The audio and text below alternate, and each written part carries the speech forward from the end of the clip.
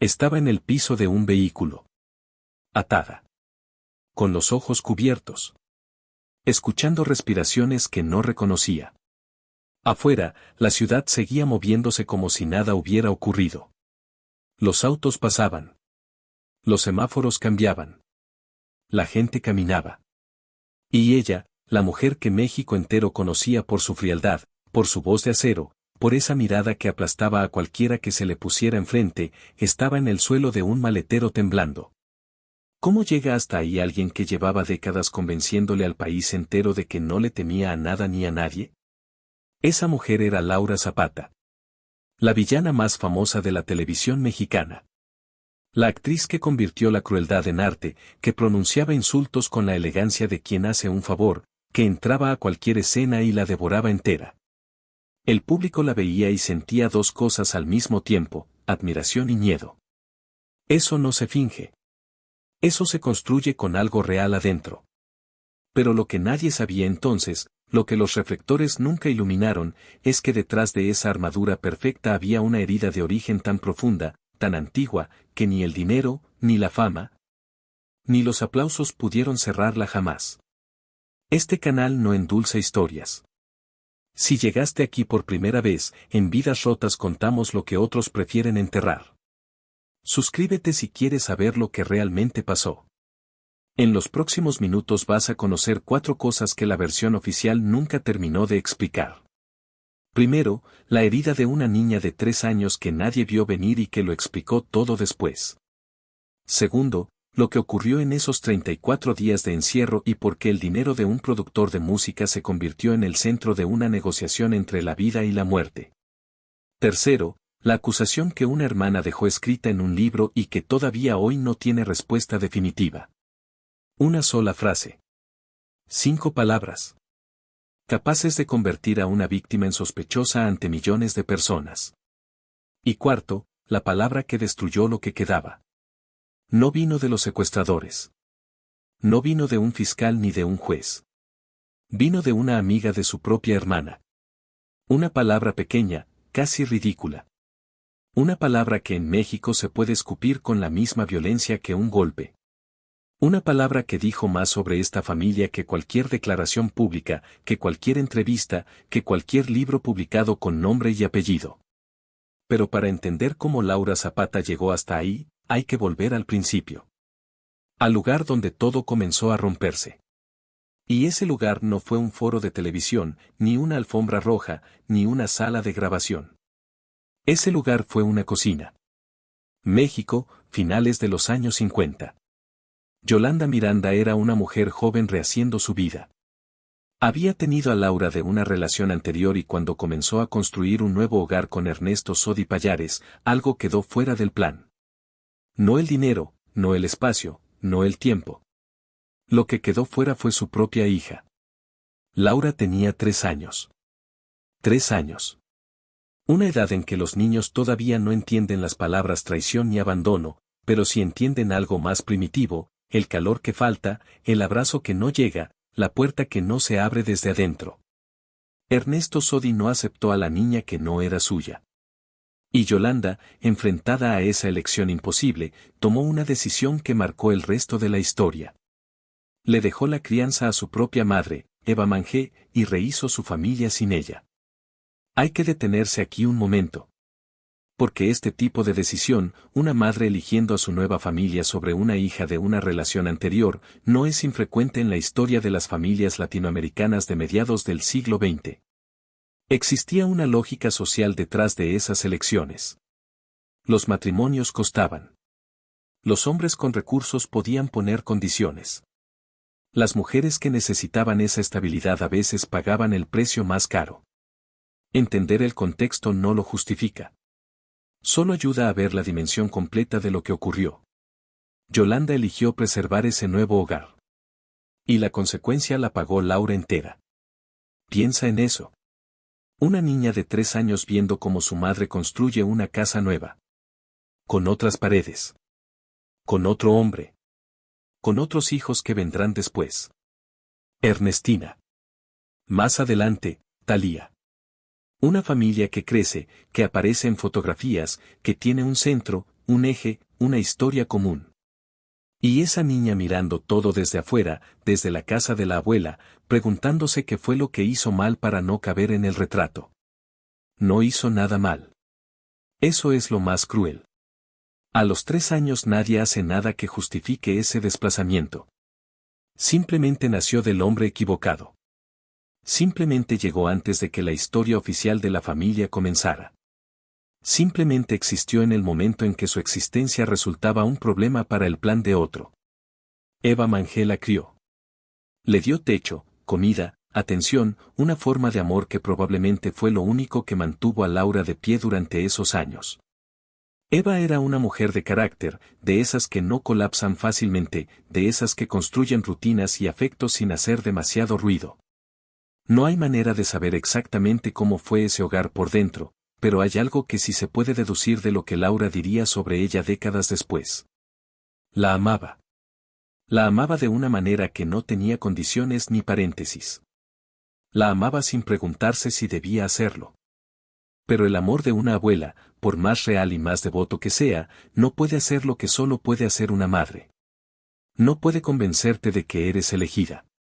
No puede responder la pregunta fundamental que una niña se hace en silencio cuando ya no hay ruido, ¿por qué a las otras sí y a mí no? Esa pregunta no tiene respuesta que calme. Solo tiene respuestas que explican, y las explicaciones no calientan nada. Y luego vino el detalle que Laura nunca olvidó. El que regresó en entrevistas décadas después con una nitidez que demuestra cuánto espacio seguía ocupando en su memoria. Cuando iba a ver a su madre, no siempre podía entrar como hija. Si Ernesto Sodi estaba en la casa, Laura tenía que usar la entrada de servicio. La puerta de la cocina. No la puerta principal, donde entraban los que pertenecían. La puerta por donde entraba quien necesitaba disculparse por estar ahí. Como si su presencia fuera algo que había que administrar. Algo que podía incomodar al dueño de la casa. Algo que existía entre comillas. Como si ser hija de esa mujer fuera, con la presencia de ese hombre, un detalle que se guardaba en cajones y se sacaba solo cuando convenía. Años después, ya adulta, ya famosa, ya cubierta de reconocimientos y de personajes que el público mexicano memorizaría para siempre. Laura hablaría de esos momentos con una precisión que solo tienen los recuerdos que no se van nunca. Recordaba el sonido. Específicamente el sonido. Las pantuflas de ese hombre moviéndose por el pasillo. No un golpe, no un grito, no una amenaza explícita. Solo ese sonido. Y ese sonido le provocaba pánico. No rabia, no tristeza. Pánico. El cuerpo de una niña registrando antes que la mente que ahí no era bienvenida. Que ahí tenía que hacerse pequeña. Callada. Invisible. Que ahí su única tarea era no molestar. Eso es lo que hace ese tipo de rechazo en los niños. No siempre llega con violencia visible. A veces llega como un tono de voz. Como una pausa antes de decir su nombre. Como una mirada que evalúa antes de decidir si hoy quiere verla. Los niños captan esas frecuencias con una sensibilidad que los adultos ya no tienen.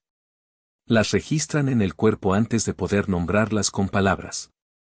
Y luego las llevan ahí, en el tejido muscular, en la manera de respirar en ciertos cuartos, durante décadas. Y entonces ocurrió lo inevitable. Esa niña aprendió algo que muchos niños heridos aprenden antes de tiempo, que si el amor no es seguro, el control sí puede serlo. Que si la ternura duele, la dureza protege. Que si no puedes ser la más amada, puedes intentar ser la más temida. No por crueldad, sino por sobrevivencia.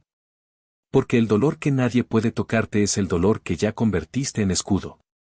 Hay una lógica interna en eso que no es difícil de seguir. Si el amor es la fuente del peligro, entonces lo mejor es no necesitarlo. Si la vulnerabilidad es lo que te expone, entonces lo mejor es eliminarla. Si pedir afecto es lo que te deja en manos de alguien que puede negártelo, entonces lo mejor es aprender a no pedirlo. Y si además descubres que hay una forma de relacionarte con el mundo que genera respeto, aunque no sea amor, aunque sea miedo, aunque sea admiración forzada, entonces te aferras a esa forma con las dos manos porque es lo único que tienes. Eso fue lo que Laura Zapata hizo con su herida. La convirtió en carácter. La convirtió en presencia. La convirtió en los personajes que le darían fama, dinero y un lugar en la historia de la televisión mexicana que nadie le podría quitar. Pero también la convirtió en el patrón que repetiría durante décadas sin poder salir del todo de él. Pelear antes de que te hieran. Atacar antes de que te abandonen. Sostener la armadura aunque por dentro estés hecha pedazos, porque la alternativa que conoces es peor. Si llevas tiempo siguiendo este canal, ya sabes que estas historias no son accidentes. Son patrones. Suscríbete para no perderte ninguna de las que vienen. 1987, Laura Zapata tiene 30 años y entra a Rosa Salvaje como Dulcina Linares. El personaje era puro veneno destilado en frase perfecta, en mirada exacta, en la clase de autoridad que congela una escena. El público que la había ignorado durante años de trabajo en foros, de papeles secundarios, de puertas que se abrían despacio, de pronto la vio. La vio de verdad. Y no pudo apartar los ojos. Rosa Salvaje fue un fenómeno televisivo que México recordó durante décadas. La historia de una mujer joven enfrentando adversidades, de amor y de lucha.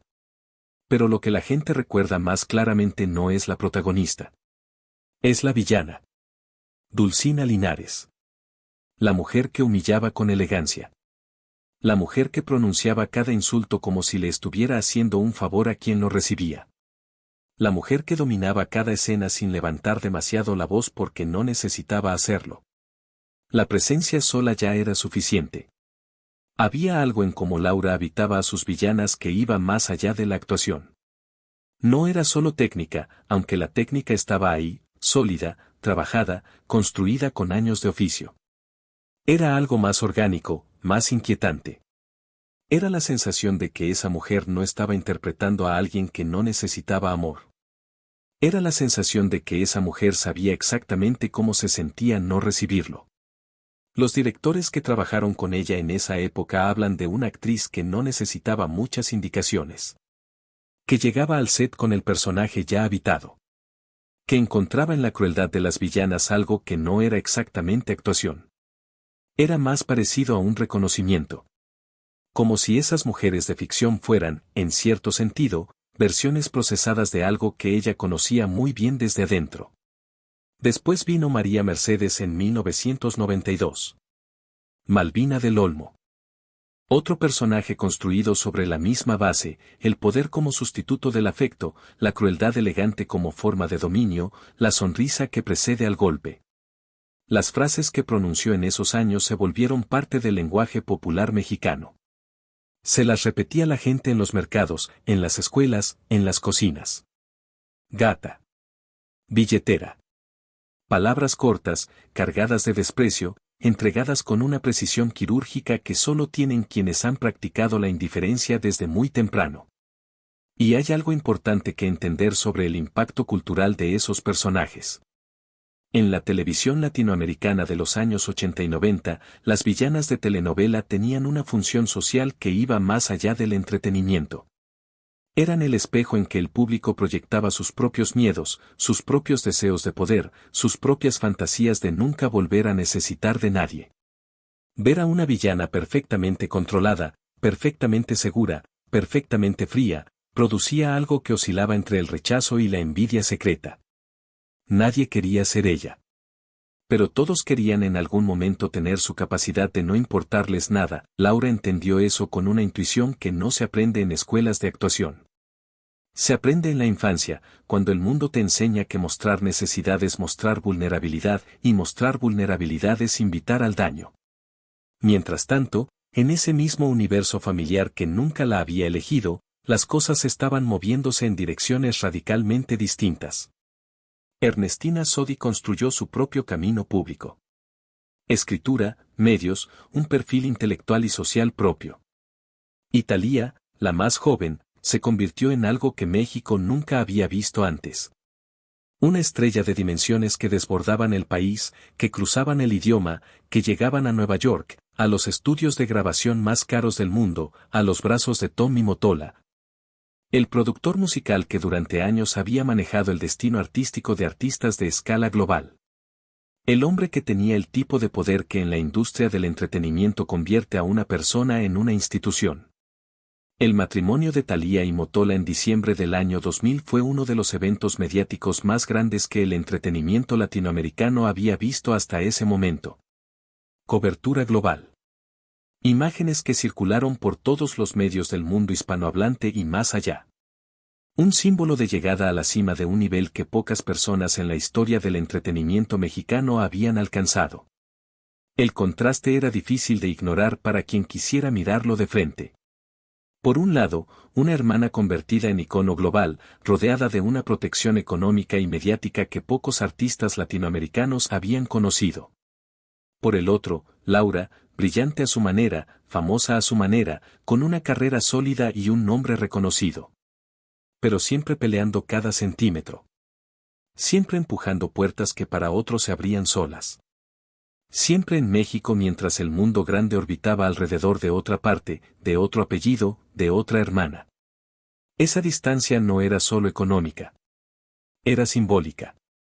Era la repetición de algo antiguo que Laura conocía demasiado bien. La niña que no cabía en la fotografía familiar seguía siendo, de alguna manera, la hermana que no terminaba de caber en la versión más glamorosa del apellido. La que trabajaba más fuerte para lograr menos brillo. La que construía con sus manos lo que para otra llegaba multiplicado. Y hay una crueldad específica en ese tipo de injusticia que no es la injusticia de la pobreza ni la injusticia del fracaso. Es la injusticia de ser buena en lo que haces, de trabajar con disciplina, de construir algo real, y aún así no alcanzar la luminosidad de quien tiene el apellido compartido pero el destino diferente. Esa es la injusticia que no tiene nombre cómodo. Y esa es la injusticia que Laura cargó durante décadas sin que nadie le pusiera esa etiqueta exacta. Y luego llegó la noche del 22 de septiembre de 2002. Para entonces Laura tenía 44 años. Una carrera sólida, un nombre reconocible, décadas de trabajo acumulado en foros, escenarios y estudios de grabación. Esa noche interpretaba a Bernarda Alba en el Teatro San Rafael de Ciudad de México. Un personaje de Federico García Lorca.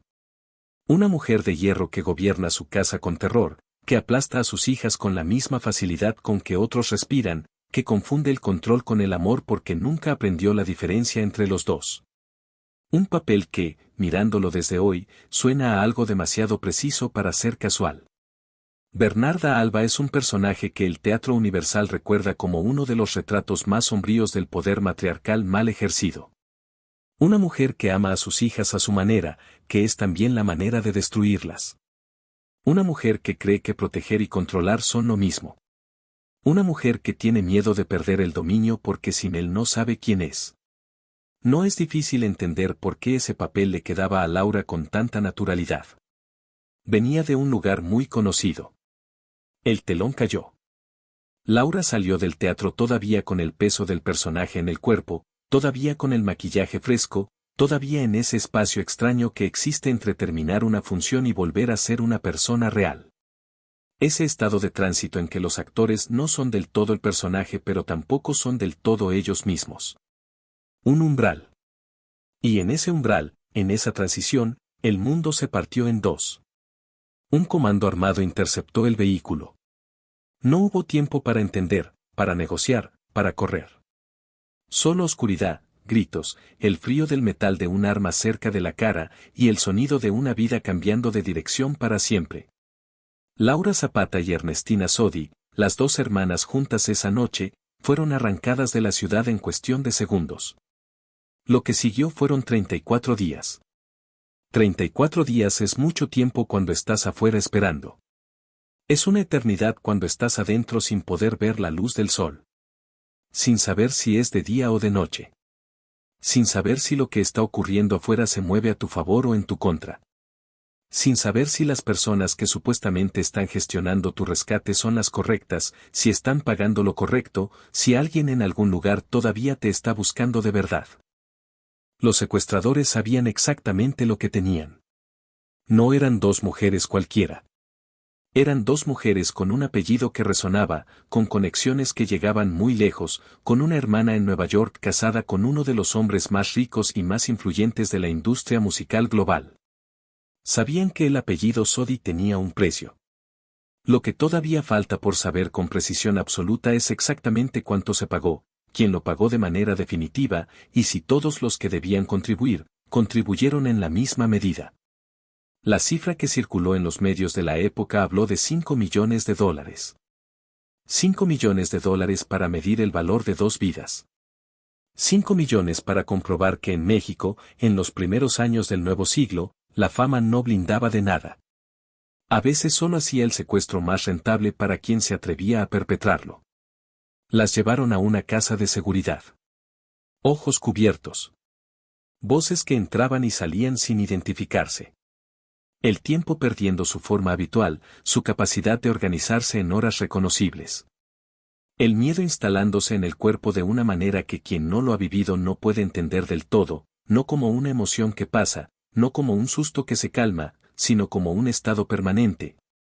Como una temperatura nueva que se vuelve la única temperatura posible. El miedo como clima. El miedo como el aire que respiras porque no hay otro. Piensa en esto con detenimiento.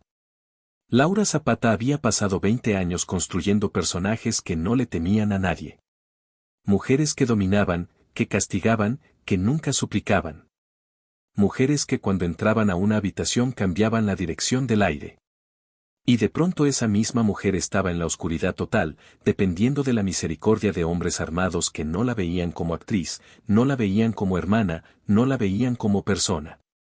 La veían como una ficha. Como un número. Como un activo negociable con fecha de vencimiento. ¿Qué pasa dentro de alguien cuando durante años ha construido su identidad entera sobre la idea de que no necesita a nadie y de pronto necesita de todo el mundo para seguir viva? ¿Qué le ocurre a una armadura cuando el miedo que la construyó se vuelve demasiado real para seguir fingiendo que no existe? Hay testimonios de personas que han sobrevivido secuestros que describen algo que pocas experiencias humanas producen, la pérdida completa del sentido de control sobre el propio cuerpo. No solo la libertad física, sino algo más profundo. La certeza de que en este momento, en este instante, tu existencia depende completamente de la voluntad de alguien que no tiene ninguna razón para quererte vivo más allá del dinero. Esa experiencia, dicen quienes la han vivido, no desaparece cuando te liberan. Se instala en algún lugar del sistema nervioso y espera ahí, silenciosa, durante años. Deja ese pensamiento ahí por un momento. Porque lo que pasó después es más complicado todavía. 18 días después del secuestro, algo cambió en la lógica de los captores. Laura fue liberada primero. Ernestina se quedó adentro. Sola. Sin su hermana. Con 16 días más por delante que ninguna de las dos podía anticipar desde el principio. Y ahí comenzó la segunda cárcel. Porque salir no fue libertad. Salir fue convertirse en el punto de contacto entre el terror y el mundo exterior. En el puente entre los criminales y una familia rota. En el cuerpo visible de una negociación que tenía la vida de una persona como moneda de cambio. Laura regresó a la ciudad convertida en una sombra de sí misma. Había perdido alrededor de 12 kilogramos en 18 días. El cuerpo había pagado lo que la mente había resistido. Casi no dormía. Casi no comía. Vivía pegada al teléfono esperando la próxima llamada, el próximo ultimátum, la próxima amenaza. Cada minuto que pasaba con Ernestina todavía cautiva era una cuenta regresiva que corría dentro de su cabeza sin parar, sin tregua, sin la posibilidad de apagarse aunque el cuerpo pidiera descanso. Según sus propias palabras en entrevistas posteriores, en esas semanas llegó a sentir algo parecido al síndrome de Estocolmo. No hacia los captores de ella misma, sino hacia la lógica entera de la situación. Quería resolver. Quería pagar lo que fuera. Quería hacer cualquier cosa que sacara a su hermana de ahí antes de que algo irreversible ocurriera. El terror hace eso. Reduce el mundo a una sola obsesión. Una sola imagen. Una sola frase que se repite en bucle, que no la maten, que aguante una noche más, que no sea demasiado tarde. Pero el proceso de rescate no funcionaba a la velocidad del amor. Funcionaba a la velocidad de las instituciones, de los protocolos, del dinero moviéndose a través de canales que tienen su propio ritmo, su propia lógica fría. Su propia capacidad de transformar la urgencia humana en un expediente más en una lista. Aparecieron las autoridades. Apareció Genaro García Luna, quien para entonces dirigía la Agencia Federal de Investigación. Aparecieron los abogados, los expertos en negociación, los especialistas en crisis de ese tipo. Y apareció también, de manera inevitable, la pregunta que nadie quería hacer en voz alta pero que todos estaban pensando. ¿Quién iba a poner el dinero? En una familia donde una de las hermanas vivía en una realidad económica radicalmente distinta a las otras, esa pregunta no era inocente ni técnica. Era una fractura. Era la vieja desigualdad interna volviendo a abrirse, esta vez con urgencia de vida o muerte como telón de fondo. Era el dinero de Motola entrando en la ecuación. Era la hermana de Nueva York siendo convocada, de alguna manera, a participar en la crisis de la hermana de México. Y eso, la manera en que ese dinero se movió o no se movió, la velocidad con que llegó o la resistencia que encontró, fue el inicio de la siguiente guerra. La que vendría cuando las puertas se abrieran. Ernestina salió el día 34. ¡Viva! Eso debería haber sido el final de la pesadilla. El reencuentro, el abrazo, el llanto compartido de dos personas que sobrevivieron algo que muy pocos pueden imaginar desde adentro. Eso debería haber sido el cierre de una historia de horror que dejaba una cicatriz pero no destruía lo que quedaba. Pero no fue así. Porque lo peor no vino de los secuestradores. Lo peor vino después. Vino cuando las puertas se abrieron y una de las hermanas decidió contar lo que había vivido de una manera que la otra jamás esperaba. Deja lo que estás haciendo por un segundo. Lo que viene es la parte de esta historia que todavía hoy no tiene respuesta definitiva. Escucha con atención porque se pone más oscuro. 2005, 3 años después del secuestro. Ernestina Sodi publica un libro. Lo titula Líbranos del mal. El título solo ya dice una cosa clara, esto no es un relato de sobrevivencia tranquila. Esto es un exorcismo. El libro se anuncia como un testimonio. Una mujer procesando el trauma más severo de su vida a través de la escritura. Eso habría sido comprensible. Eso habría sido, incluso, valiente. Pero lo que apareció en esas páginas no fue solo el relato de un secuestro. Fue la siembra de una sospecha que cambió la conversación pública para siempre. Según la versión de Ernestina, Laura Zapata no era únicamente una víctima del crimen. Según esa versión, Laura podía haber sido algo más. Una cómplice. La mente detrás de la operación. Alguien que usó el secuestro para extraer dinero de la hermana más adinerada, piensa en el peso de esa acusación. No que una hermana recuerde las cosas diferente. No que una hermana exagere o minimice detalles. No que dos mujeres salgan del mismo infierno con versiones distintas, lo cual ya de por sí sería comprensible. No. Que una hermana insinúe ante el país entero que la otra fue capaz de planear el crimen. Que la mujer que pasó 18 días encerrada con los ojos cubiertos, que perdió 12 kilogramos, que vivió semanas pegada al teléfono esperando la voz de su hermana, que suplicó y negoció y se desmoronó en privado. Que quizás orquestó todo eso. Que era parte del montaje. En las páginas del libro, Ernestina dejó caer una frase que funcionó como mecha en polvorín. Según esa versión, en un momento del cautiverio, cuando los captores consideraron liberar a Ernestina antes, Laura habría reaccionado de una manera que invertía el sentido de toda la historia. No, no la dejen ir. Es mi hermana. Solo eso. Una línea. Pero en un país que se alimenta de rumores y de morbo, esa línea fue suficiente para que la imaginación pública hiciera el resto. Ernestina también narró en el libro que durante su cautiverio sufrió agresiones sexuales. Fue una declaración que sacudió a México. Que generó una ola de cobertura mediática. Que puso el caso de vuelta en el centro de todas las conversaciones. Laura escuchó esas páginas y respondió como respondió siempre a las amenazas más profundas, con dureza total, sin espacios para la ambigüedad. Dijo que era mentira. Dijo que mientras ella estuvo ahí ninguna de las dos fue tratada de esa manera. Dijo que lo que su hermana había escrito era una deformación del dolor compartido, una versión construida para vender, para escandalizar, para modificar la verdad hasta hacerla irreconocible. Y aquí está la grieta más inquietante de toda esta historia, la que nunca se cerró del todo. Porque nadie puede entrar a la mente de dos personas y decir con certeza absoluta cuál de las dos versiones es la real. Lo que sí se puede decir es lo que esa publicación le hizo a una familia. La convirtió en enemigos públicos. Ya no era solo un conflicto privado entre hermanas. Ya no era solo una diferencia de recuerdos en torno a algo traumático.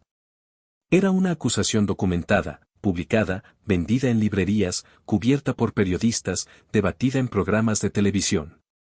Era el nombre de Laura Zapata asociado para siempre, en el imaginario colectivo, con la posibilidad de que hubiera sido cómplice de su propio secuestro.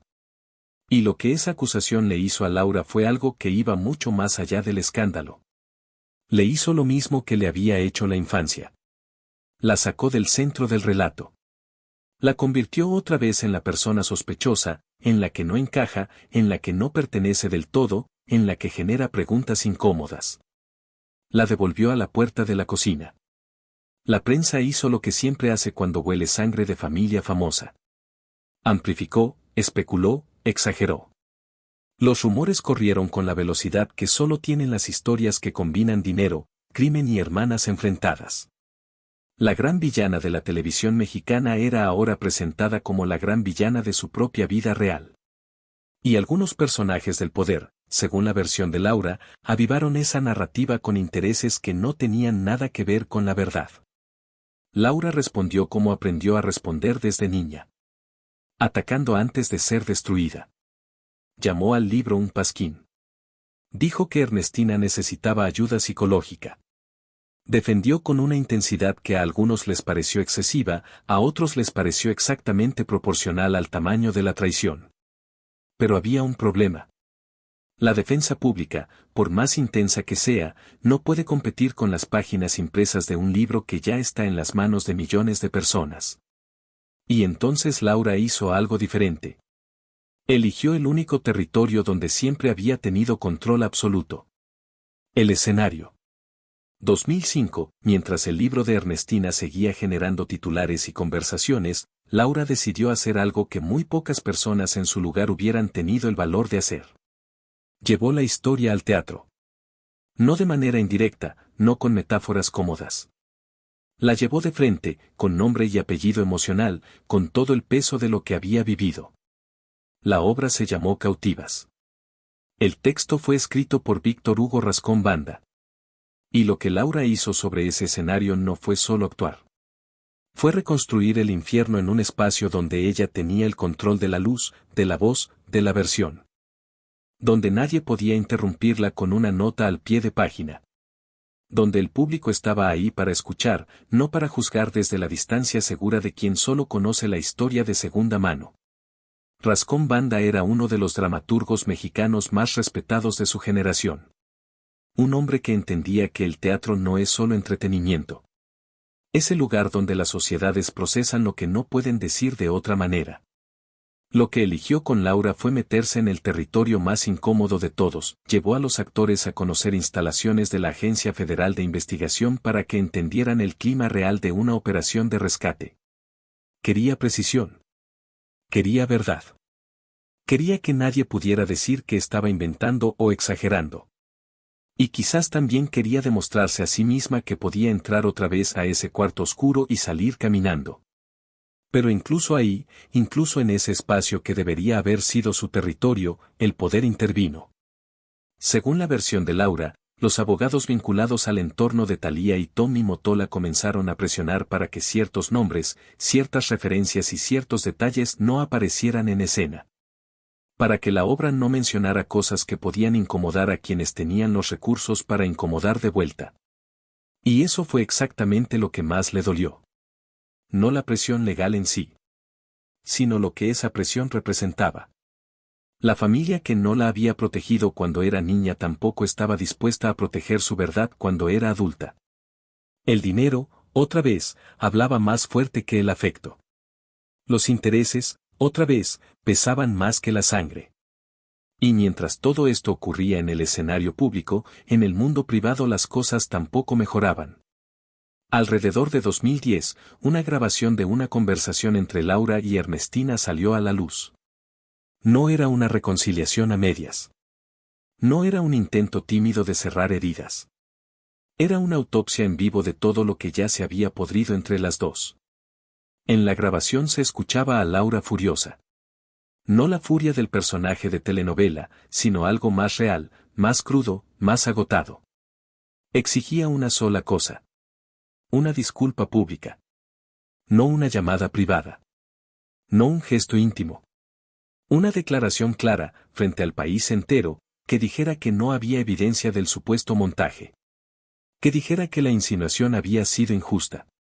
Que le devolviera algo que para una persona que vive de su credibilidad vale más que cualquier cifra en una cuenta bancaria. Del otro lado, Ernestina hablaba de malentendidos.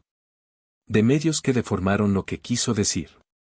De una pelea que ya era demasiado grande para el tamaño real del origen. Pero el problema era que a esas alturas Laura no estaba discutiendo solo con su hermana. Estaba discutiendo con todas las versiones de sí misma que habían sido rechazadas, desplazadas, señaladas. Con la niña de la puerta de la cocina. Con la hermana que quedó fuera de la fotografía. Con la víctima que fue presentada como posible sospechosa. Y cuando una conversación arrastra ese peso, la razón llega tarde. La disculpa pública nunca llegó. Y en ese momento lo que quedaba del vínculo, lo poco que todavía se sostenía por la costumbre o por el miedo a la ruptura definitiva, se rompió del todo. La guerra entre las hermanas había dejado de ser privada mucho antes. Pero ahora tampoco tenía ya ninguna ilusión de poderlo ser. Lo que viene es la parte más humillante de toda esta historia. No el secuestro. No el libro. Lo que viene es la parte que llegó sin armas, sin papeles firmados, sin cámaras. La parte que llegó como una sola palabra suelta en una conversación de medios. Para 2021, el contraste entre las vidas de las tres hermanas ya era imposible de ocultar. Thalía, en Nueva York, rodeada de la protección económica que solo da décadas de éxito global y un matrimonio con uno de los productores discográficos más poderosos de la historia de la música. Ernestina, con su propio perfil público, sus propios proyectos, su propia narrativa. Y Laura, en México, peleando cada centímetro como siempre lo había hecho, cargando además con algo que las otras dos no estaban cargando de la misma manera. Eva Mangé. La abuela que la crió. La mujer que le dio casa cuando su propia madre prefirió construir otra familia sin ella. La única persona que la había elegido sin condiciones cuando todos los demás la estaban dejando afuera. Eva Mangé tenía más de 100 años y necesitaba cuidados que iban mucho más allá de lo que cualquier persona puede manejar sola. Laura asumió ese cuidado como quien paga una deuda sagrada. No por obligación. Por amor. Por memoria. Por justicia personal. Y entonces en 2021 salieron las imágenes. Eva Mangé, con más de 103 años, aparecía con heridas profundas en el cuerpo, con llagas, con señales de negligencia que eran imposibles de ignorar. La residencia donde se suponía que debía estar protegida, Le Grand Senior Living, tenía nombre elegante y realidad oscura. Laura denunció lo que vio como un crimen. Fue a los medios. Peleó legalmente. Exigió respuestas. Y volvió a estar sola haciéndolo. Volvió a ser la que limpiaba el desastre mientras otras podían pagar pero no enfrentar. En agosto de 2022, Yolanda Andrade, figura pública cercana al entorno de Thalía, dijo algo en televisión que cayó como ácido sobre una herida vieja. Dijo, en esencia, que Laura se había acabado el maíz que Thalía le daba. Y que por eso tenía que salir a trabajar. Maíz. Una sola palabra. Pero en México esa palabra puede cargarse con un peso que va mucho más allá de su significado literal. Puede usarse para hablar de comida. Puede usarse para hablar de un favor. Puede usarse, con el tono correcto, con la sonrisa correcta, para decir que alguien es poco más que un animal que come de la mano de otro. Piensa en lo que esa palabra hizo. No solo describía una situación económica. Describía una jerarquía. Describía a Laura como la hermana que recibe, que depende, que necesita, que no puede sostenerse sola. La hermana que sobró desde niña ahora también sobraba en la versión adulta de la familia. Solo que ahora el rechazo tenía precio de mercado. Según Laura, ese dinero no era una dádiva para ella. Era parte del gasto necesario para sostener la atención de Eva Mangé, la abuela que era también abuela de Thalía, la abuela compartida. No era caridad personal. Era una contribución al cuidado de una mujer de más de 100 años que necesitaba recursos que Laura sola no podía cubrir. Pero bastó que una tercera persona lo dijera de esa manera, con ese vocabulario, con ese tono, para que toda la estructura de poder interno de la familia quedara expuesta en público de la manera más humillante posible. Una tenía el dinero. La otra tenía el desgaste. Una podía callar. La otra tenía que defenderse. Laura pidió algo específico. Que Thalía aclarara. Que dijera públicamente que ese dinero era para el cuidado de la abuela y no para mantener a una hermana parásita. Que la defendiera. Que eligiera, por una vez, no el silencio, sino la sangre. El silencio de Thalía fue más ruidoso que cualquier declaración. No intervino. No desmintió. No salió a defender. Dejó a Laura sola frente al juicio público. Exactamente igual que cuando eran niñas y Laura tenía que entrar por la puerta de la cocina para no incomodar a nadie. La historia era la misma. Solo habían cambiado los nombres de las habitaciones. Fue entonces cuando Laura tomó la decisión más definitiva de toda esta guerra larga. Bloqueó a Thalía. No como gesto dramático de telenovela. No como movimiento calculado para generar titulares. Sino como el acto de una persona que entiende que hay lazos que no abrazan, que encadenan. Que hay silencio que no es neutralidad, sino complicidad. Que hay puertas que es mejor cerrar desde adentro que seguir esperando que las abran desde afuera. La niña que fue dejada fuera de la familia decidió, por fin, cerrar ella misma la puerta. Junio de 2022. Eva Mangé murió a los 104 años. La mujer que la había salvado del abandono. La mujer que le había dado casa, calor y una forma de amor incondicional cuando todos los demás estaban ocupados construyendo otras historias.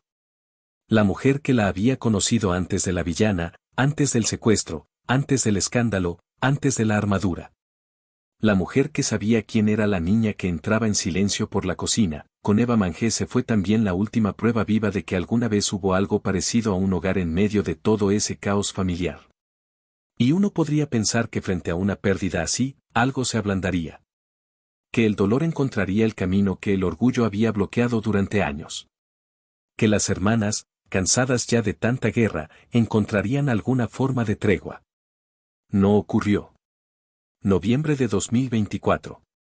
Ernestina Sodi, la hermana del secuestro, la hermana del libro, la hermana con la que Laura había compartido 34 días de terror y 20 años de guerra posterior, cayó gravemente enferma.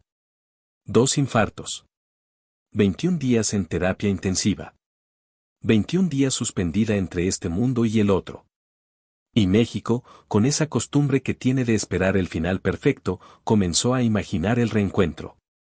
El abrazo en el pasillo del hospital. Las lágrimas borrando décadas de veneno. El cierre emocional que completa la narrativa. La reconciliación que convierte todo el dolor en algo con sentido. Pero la vida real no escribe esos finales. No siempre. No cuando el daño es de cierta profundidad. Laura no fue. Envió flores. Guardó distancia.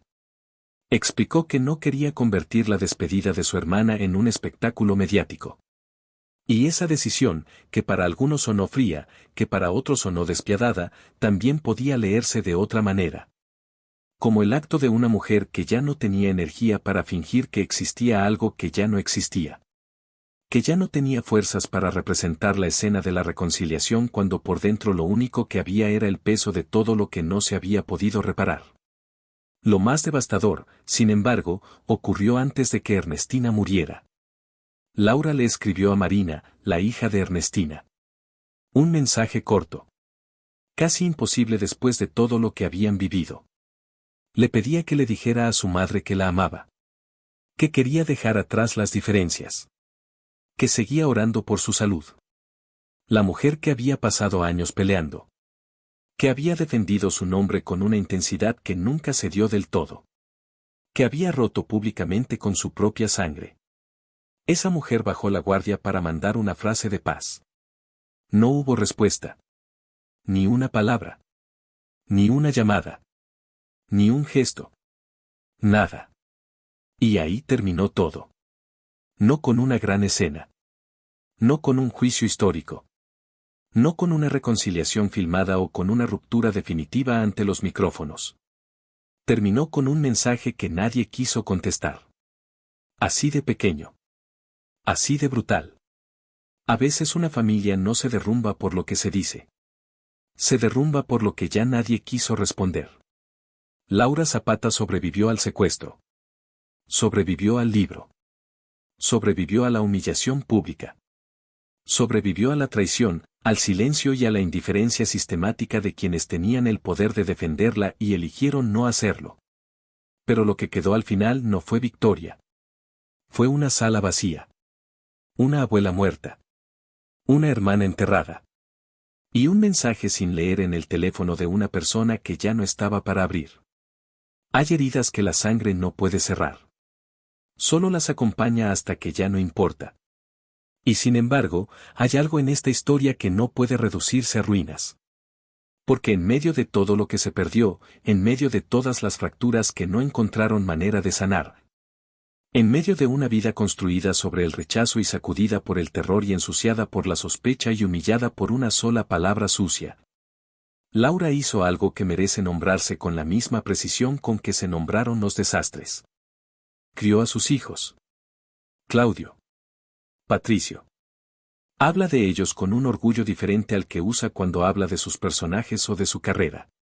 Es más suave. Más vulnerable. Más honesto. Como si ahí la armadura se aflojara un poco, solo lo suficiente para dejar ver que adentro hay algo más que dureza. Dice que lo que más le importa de su vida no es la villana más recordada de la televisión mexicana, ni el secuestro más famoso, ni la guerra más larga que una familia pudo sostener. Es haber criado hombres que no carguen con el mismo veneno que ella respiró desde niña. Eso no borra nada de lo que pasó. Pero tampoco es poca cosa. Cortar una cadena de daño familiar requiere algo que no todo el mundo tiene, ni en condiciones normales, mucho menos en condiciones como las de Laura. Requiere ver el patrón con suficiente claridad para reconocerlo aunque duele. Para nombrarlo aunque incomoda. Para no repetirlo aunque sea lo único que conoces. Mira el balance completo de esta historia. Un secuestro de 34 días que sacudió a todo México y que todavía hoy genera debate sobre lo que realmente ocurrió en esas negociaciones. 5 millones de dólares flotando como precio de 2 vidas. Una acusación en un libro que nunca tuvo prueba definitiva pero que envenenó el apellido para siempre en el imaginario colectivo. Una obra de teatro convertida en contraataque, en el único territorio donde Laura siempre supo que tenía control. Una grabación filtrada que expuso que ahí adentro no había nada que se pareciera a la paz. Una anciana de 104 años con heridas en el cuerpo detrás de la fachada elegante de una residencia. Una hermana fallecida a los 64 años tras 21 días en terapia intensiva, con México esperando el final de telenovela que nunca llegó. Un mensaje sin respuesta como epitafio de una relación que podría haber terminado diferente. Y al final de todo eso, 0 perdones formales. 0 reparación moral documentada. 0 abrazo que no pareciera una performance. Eso es lo que quedó de una familia que tuvo todo lo que el dinero puede comprar y no tuvo lo único que ningún dinero puede comprar. La decisión de elegirse mutuamente cuando cuesta hacerlo. Porque eso fue lo que faltó desde el principio. No el dinero, que a veces lo hubo. No los recursos, que a veces llegaron. No la fama, que en cantidades distintas la tuvieron todas. Lo que faltó fue que alguien eligiera a Laura cuando elegirla costaba algo real. Que alguien dijera, esta niña es mía aunque complique mi matrimonio. Que alguien dijera, esta hermana tiene razón aunque defenderla signifique confrontar a quien me sostiene. Que alguien dijera, esta mujer merece una disculpa aunque darla cueste el orgullo que yo tampoco sé soltar. Nadie lo dijo. Y sin ese gesto, ninguna fortuna, ningún éxito global, ningún apellido que sonara bien en todos los idiomas fue suficiente para sostener lo que se estaba deshaciendo por dentro desde hace más de 70 años. Laura sigue ahí. Sigue dando entrevistas. Sigue peleando cuando siente que hay que pelear. Sigue defendiendo su versión porque aprendió muy temprano que si no defiendes tu historia, alguien más la va a escribir por ti. Y la va a escribir de la manera que más le convenga a quien tenga la pluma en la mano. No es una reina sin heridas. No es una víctima perfecta que merece solo compasión sin preguntas. No es una santa ni un monstruo, aunque en distintos momentos la han colocado en ambos extremos. Es algo más difícil de mirar y más difícil de juzgar. Es el testimonio vivo de que la fama puede maquillar muchas cosas durante mucho tiempo, pero no puede maquillar una infancia rechazada.